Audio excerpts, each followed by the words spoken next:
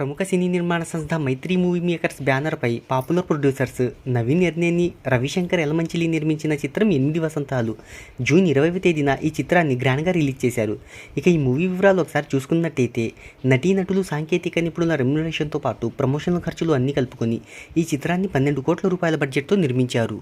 ఈ మూవీని 4 కోట్ల రూపాయల బ్రేక్ ఈవెన్ టార్గెట్తో ప్రేక్షకుల ముందుకు తెచ్చారు. రిలీజ్ అయిన తర్వాత ఈ చిత్రం మిక్సెడ్ టాక్ను సొంతం చేసుకుంది.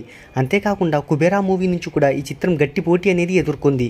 ఇక ఈ మూవీ రిలీజ్ అయిన తొలి రోజు 25 లక్షల నెట్ను, 50 లక్షల గ్రాస్ను వసూలు చేయగా, రెండవ రోజు 30 లక్షల నెట్ను, 60 లక్షల గ్రాస్ను, మూడవ రోజు 35 లక్షల నెట్ను, 60 లక్షల గ్రాస్ను, నాలుగవ రోజు 15 లక్షల నెట్ను, 30 లక్షల గ్రాస్ వసూలు రాబట్టగా ఓవర్సీస్లో 50 లక్షల రూపాయలను రాబట్టింది. రిలీజ్ అయిన రోజు నుంచి ఈ చిత్రం నెమ్మదిగా తన కలెక్షన్లను పెంచుకుంటూ ముందుకు వెళ్తుంది. తెలుగు రాష్ట్రాల్లో 1 కోటికి పైగా నెట్ను, 2 కోట్ల రూపాయల గ్రాస్ వసూలు రాబట్టగా, ఓవర్సీస్ కలెక్షన్లతో కలుపుకొని ఈ చిత్రం ప్రపంచవ్యాప్తంగా ఇప్పటి వరకు 2.5 కోట్ల రూపాయలను వసూలు చేసింది.